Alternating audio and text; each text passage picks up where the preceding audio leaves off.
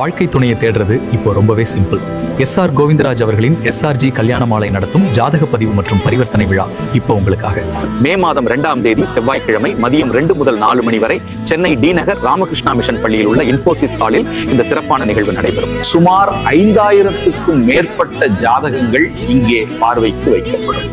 Marine, aeronautical, ஐடின்னு பல துறைகள்ல வரன்களை சென்னை மற்றும் சேலத்திலேயே நீங்க நேர்ல பார்க்கலாம்.